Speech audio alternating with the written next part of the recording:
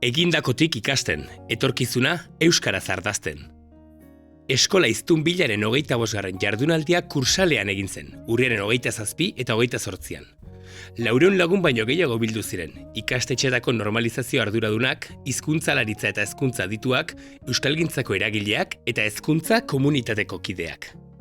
Han bildutakoen artean, euskarak eskolan zein eskolaz kanpo dituen erronkak aztertu eta etorkizunerako proposamenak egin ziren. Gonbidatu nagusiak Jim Cummins eta Joakim Dolz unibertsitate irakasleak izan ziren. Jardunaldia Inigo Urkullu lehendakariaren hitzekin hasi zen. Harro egon behar dugu, orain arte lortutakoarekin, eta aurrera egiten jarraitu behar dugu. Euskararen jabekuntzak ez dakarrelako bere zerabilera. Gakoa da, oinarri sendo bat izatea, eta estrategia, konpromisoa eta ibilbidea partekatzea. Ondoren, Jim Cummins irakasleak hitzaldia eman zuen, ikasle eleaniztunak modu egokian hezteko gakoak zeintzuk diren azalduz. Besteak beste, hizkuntzen arteko transferentziaren garrantzia eta hizkuntza eta identitatearen arteko lotura. But I think we need to see what we can do in the classroom initially to motivate students to engage with the language, and if there is some kind of a mental block, to try and look for ways of overcoming it and motivating the student to engage more. Atsedenaldiaren ostean, mahaingurua etorri zen. Parte hartzaileek azaldu zuten eskolak euskararen erabilera areagotzen asmatuko badu, eskolaz kanpoko ekintzak eta ikasleen hizkuntzekiko bizipenak ere oso kontutan hartu beharko direla. Kursaleko lehen eguna Nerea Ibarzabal eta Oiana Iguaran bertsolariek gozatu zuten. Hitz jolasekin, humorez eta ironiaz, egunean zehar entzundakoak errepasatuz. Baina inbeste ideia dute erakutsi, soluzio ideia eta hitzen erauntsi. Gutxituak gara bai, baina ez gara gutxi, baina ez gara gutxi. 25 urte. Momentu hona da atzera begiratu, egindakoari erreparatu eta zergaitik ez, ospatzeko. Kursalean bildutakoen bigarren eguna, Hiztunbila jardunaldiaren ibilbidea eta etorkizuneko erronkak jasotzen dituen bideoarekin hasi zen. Jarraian, Joakim Dolz irakasleak hitzaldia eman zuen. Bertan, eskoletako esperientziak elkarbanatzean eta etengabeko formakuntzan jarri zuen fokua, besteak beste. El profesor aprende enseñando y aprende de los alumnos, pero que esa experiencia no la compartimos suficientemente. O sea, claro, los saberes teóricos son importantes, pero los saberes de experiencia también. Nola ikasi, ikasleek euskaraz ondo hitz egiten. Ezinbestean, hizkuntza gozagai eta gozabide eginez. Horixe atsedenaldiaren osteko mahaingurua. Euskalgintzako eragileek eta instituzioetako kideek esparru horretako proiektu interesgarriak aurkeztu zituzten, eta erabileraren erronkari heltzeko unea dela berretsi. Begoña Pedrosa hezkuntza sailburuordeak egin zuen jardunaldiaren sintesia. Berrikuntza laguntza zerbitzuak indartu egin behar ditugu, berpentsatu egin behar ditugu. Unibertsitate sistemarekin elkarlana, badaukago handik jasotzeko, gure geletara ekartzeko, baina haiek ere, ezagutu behar dute gela barruan, ikastetxe barruan gertatzen dana, bertatik bertara. Eta jakina, aizialdearen agenda, gurera ekarri behar dugu eta hurbildu egin behar gara, ezta? Sinergia horiek sustatu egin behar ditugu. Ostean, eguna Beatriz Egizabal Klaunak itxi zuen. Kursaleko jardunaldia borobiltzeko bi lan saio egin ziren biharamunean. Bilboko Euskaltzaindiaren egoitzan Jim Cumminsekin hizkuntzen ikaskuntza eta irakaskuntzaz jardun zuten. Donostiako San Telmo Museoan Joakim Dolzekin irakasleen prestakuntza eta aholkularitzaz. Talde hausnarketa horietan Euskal Herri osoko aditu ugari bildu zen. 25. Hiztunbilan, hezkuntzak euskararen normalizazioan egindako bide emankorra argi geratu da. Modu mailakatuan, pausoz pauso eta gizartean adostasun zabalak lortuta, aurrera egiten nola asmatu den. Hezkuntza sailak etorkizuneko planak egiterakoan ere norabide garbia izan beharko du, orain arte egindakoari bultzada emateko. Normalizazioak ahozko erabileran dauka erronka handiena. Horretarako, hezkuntza komunitateko sare guztiak parte hartu beharko du. Eta eskolaz kanpoko jarduerak, aisialdia eta lan mundua uztartzen asmatu beharko da.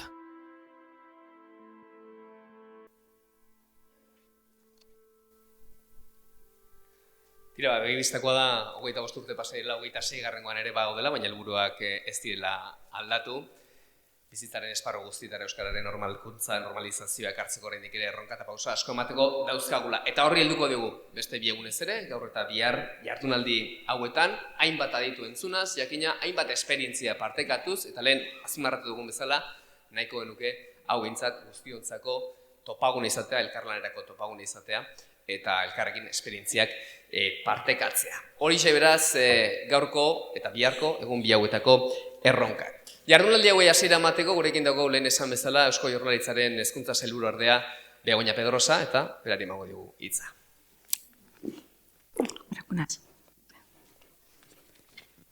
Eskerrik asko, Iban, benetan, eta ongi etorri. Lujo bada, zu hemen ukitzea, benetan, lujo bat. Bueno, oin bideoa ikusita, nik uste dut, oroitzapen asko etortzen zaizkit burura, bai, horre doltzen hitzak eta bueno, Cummingsen ekarpena aurreko ikasturtean nik uste dut izan zela benetan emankorra, esanguratsua, hainbat eta hainbat gauza antolatu genituen, antolatu zenituzten, eta hor egon zen normalkuntzako taldea buru belarri eta beraiei esker, eta beste batzuen kolaborazio esker nik uste dut, etekin ikaragarria atara geniola aurreko ikasturteko ospakizunari, bai, 25 urte, mugarri bat izan zen, nik esango nuke mugarri bat izan zela gurentzat. Beraz, eskerrik asko egindako lanagatik, baina jarraitu behar dugu lanean, eta horregatik gaude hemen. Eta benetan, postasun handia da, berriro ere, aretoa, bete-beteta ikustea. Nik uste hori dela, kriston lorpena, bai, kriston lorpena. Urtero, gertatzen zaigu hau, nik uste hemen ikusten dela, benetan, konpromiso bat dauela euskararekiko, normalkuntzarekiko, eta zuek zarete horren bultzatzaile. Nik uste hori dela gaurko ideiarik importanteena, bai? 400, aipatu dituzu, 400 hori da gure dekretuan, gure deialdietan eta gure bazpenetan ataratzen ditugun zenbakiak. Baina 400 nahi ditugu, 800 lortu behar ditugu, eta 1200era heldu beharko ginateke hurrengo ikasturtetan. Hori da, nire ustez, iparra. Eta horretarako lan egin behar dugu, jarraitu behar dugu lanean. Elkarlana, aipatu duzu, Iban, eta gaurko leloa zuzen. Hori da, barnean, kanpoan, eta elkarrengandik edo elkarlanean. Eta nik uste dut elkarlana, ikastetxe barruan, ikastetxe barruan bereziki ikastetxe barruan bertan ematen dalako benetako eraldaketa, eta hor nik azpimarratuko nuke Doltzek, zuek egindako bideo zoragarri horretan Doltzek esandako esaldi bat, eta non ikasten du irakasleak, ezta? Gela barruan eginez, eta gero aipatuko ditugu proiektu batzuk horrekin lotzen direnak zuzenean. Gela barruan, ikastetxe barruan, aholkularien laguntzarekin, zuzendariaren bulkadarekin, eta dauzkagun beste laguntza zerbitzuen implikazioarekin.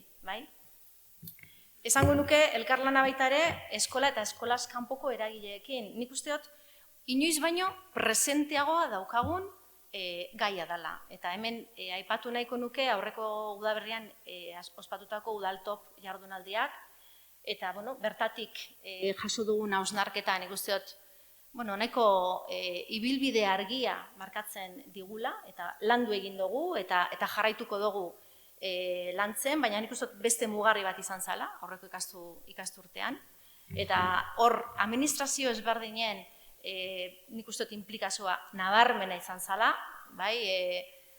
udalen implikazioa, baina bereziki diputazioarena, eta hezkuntza sailaren baita ere. Eta nik uste dut, han gertatutakoa historikoa izan zala, nire ustez, baina horren inguruan ere uste dut tartetxo bat hartuko duzuela hitz egiteko. Eta hemen gaude 26. jardunaldian. Eta nik gauza asko dauzkat esateko, bai, baina ez dut denborarik eukiko horretarako, orduan joango naz, bai, konpartitzea nire ustez momentu honetan importanteak diren erronkak edo ideiak edo nire burutazioak, bai, nire burutazioak dira, ez dago beste misteriorik. Helburu berbera daukagu danok, eta da euskararen normalizazioa esparru guztietara zabaltzea, irekitzea. Nik uste hori dela daukaguna. Esparru guztietara zabaltzea. Eta nik uste horretarako ezinbestikoa dela guztion implikazioa.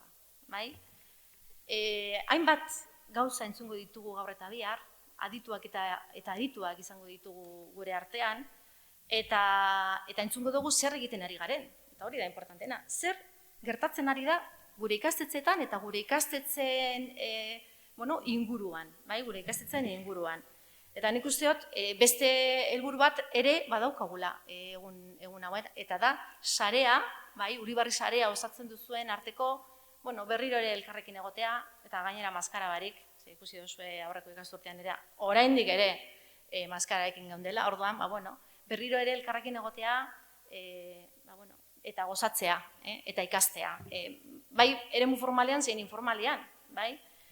Nik esango nuke 11 esperientzia izango ditugu ikasturtenetan, 11 esperientzien berri jasoko dugu.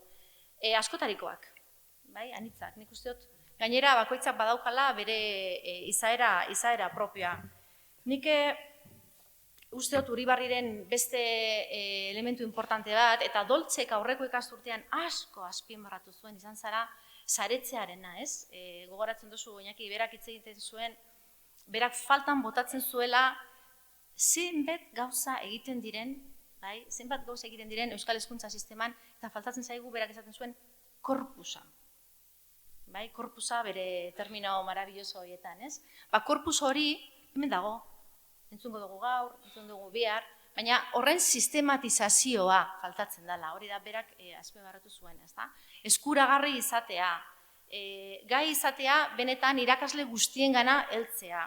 Jarriko dizuet adibide batzuk, eta eskapatuko zaizkit hainbat eta hainbat, baina aurkeztuko diren proiektuen artean daukagu adibidez Berbalapiko proiektua, nik uste egin duela ja ibilbidetxo bat, ibilbide nire ustez, eta ikusi, entzun eta irakurri duenagatik, eta ikusi esaten dut ikastetxeetan, ekarpena izan dela importantea. Eta oraindik ere badaukala margen handia ekarpen hori zabaltzeko.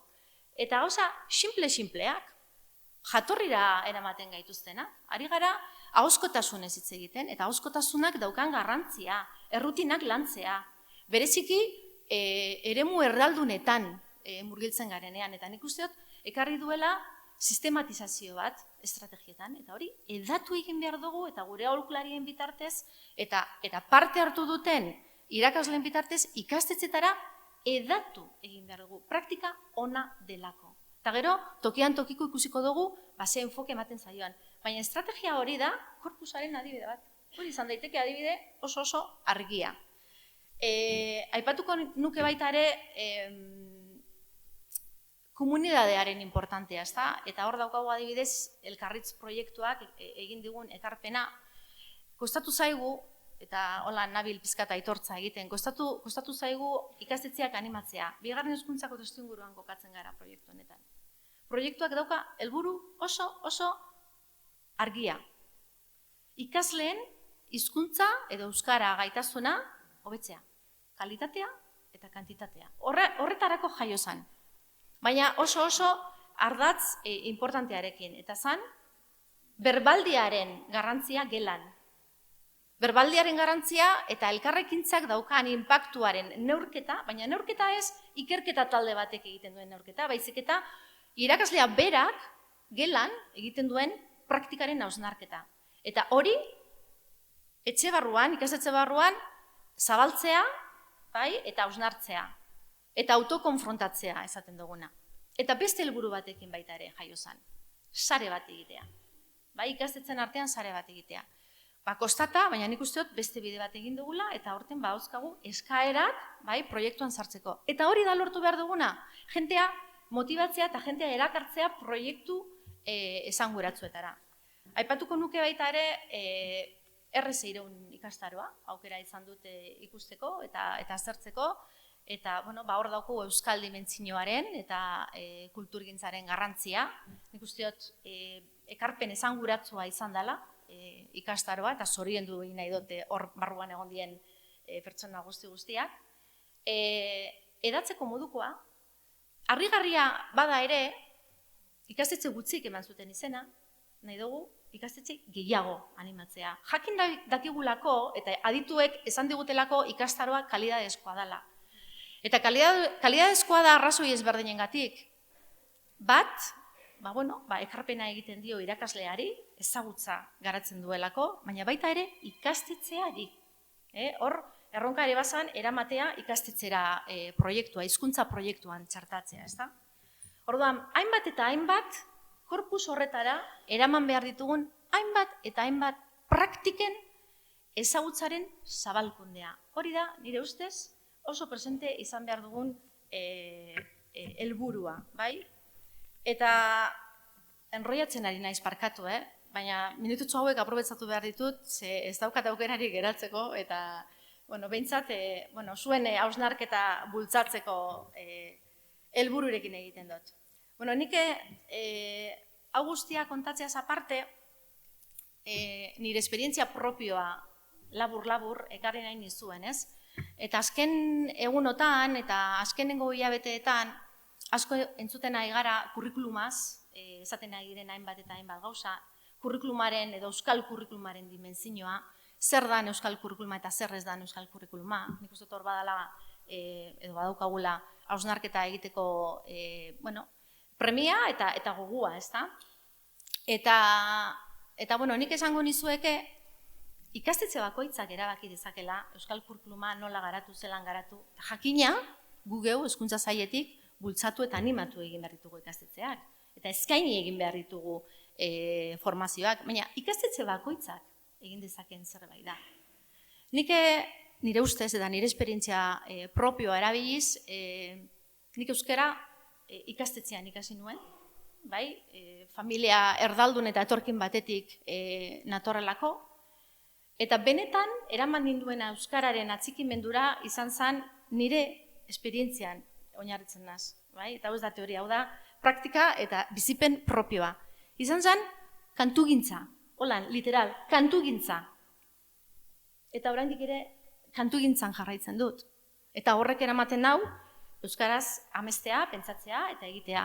Orduan, nik uste dut benetan eta egun dauzkagun erronkekin eta kanpotik datozen hainbat eta hainbat aldaketekin kulturgintzaren gaia benetan erdigunera ekarri behar dugula. Eta gure esku dago, zuen esku dago, zuen hizkuntza proiektuen esku dago, eta idatzita daukagu kurrikulumean, baina egin egitea tokatzen da, ez dago besterik. Eta badauzkagu, agian ez ditugu ezagutzen, hainbat eta hainbat praktika on. Hemen ikusten nahi naiz ezagun baten hainbat eta hainbat praktika etortzen zaizkit burura. Korpusera, eraman ditzagun, hori da beste erronka bat. Eta, jau naiz bukatzen, nik uste dut, momentu honetan, jarraitzen dugula betiko erronkekin, betiko leloekin, baina geratu behar garela gauza batekin, eta da benetako eraldaketa gelan emango dela, eta irakasleak bultzatuko duela, jakina behar duela, meso mailan edo makro mailan behar diren bultzadak eta laguntzak, baina benetan irakaslearen baitan eta irakasle taldearen baitan dago eraldaketaren oinarria. Eta hau ez da berria, hau danok dakigu, eta hortik hasten da benetan aldaketa. Eta bukatzeko, eta oin ja serio jartzen naz, hezkuntza hitzarmenari buruz zerbait esan beharko nuke, nire ustez, edo esan nahi dut, zerbait. Eta da, azkenengo bi ikasturteetan jaso ditugun eta entzun ditugun kezkak. Holan azpimarratzen dut, kezkak. Edo egon ezinak euskararen bueltan. Eta nik esango nuke kezkak bai, baina ilusioak, proiektu berriak, motivazio berriak, bueltatuz, ohiko praktiketara, baina baita ere praktika berriak bultzatuz. Eta oso presente egon da, gai hau egin ditugun hausnarketa guztietan, egin ditugu bilera guztietan, eta euskara erdigunera ekarri behar dugula, argi eta garbi daukagu hezkuntza sailean, bai? Eta horrela adieraziko da, bai legian, baina legetik haratago. Eta horregatik esaten dut, benetako eraldaketa gelan daukagula. Aipatuko ditut bi elementu, bai, agendara etorri diren bi elementu. Etorri direnak, zetorri dira, hainbat eta hainbat ekarpen aztertuta. Eta bat da, marko eleaniztuna garatzea, eta esango duzue, baina marko eleaniztuna baukagu. Bai, baukagu. Baina nik uste ukutu egin behar dugula, sentitu egin behar dugula, partekatu egin behar dugula, bai? Baukagu inklusio plan bat, badaukagu hezkidetza plan bat, behar dugu gure marko propioa hizkuntzetarako, eta hori ere garatzen ari gara eta burutu egingo dugu, bai? Eta bigarrenik, euskara eta hizkuntzen ikaskuntza bultzatuko duen institutua, eta hori ere etorriko da, etorri behar da. Bai, ziklo berri bat eskatzen duelako gauzak beste modu batean egitea, ondo funtzionatzen dauena mantenduz, baina erronka berriei ere erantzuna emanez. Eta nik honekin bukatuko dut, benetan eskerrak eman nahi dizkizuet, egunero egiten duzuen lanagatik ikastetxetan, ze zuek zarea, traktoreak zuek zarete, hori Holanda, zuek zarete, ez galdu elkarrekin lan egiteko gogua, zaindu dezagun olako foruak, behar ditugu, agian gehiago, bat egiten dugu, agian gutxiago eta beste modu batean antolatu beharko genituzke, baina nik uste dut foro hau benetan balioan jarri behar dugula. Beraz, ondo aprobetzatu, bai, egunak, eta gozatu, ze hori euskaraz gozatu, oso importantea da. Mila esker, benetan, mila esker.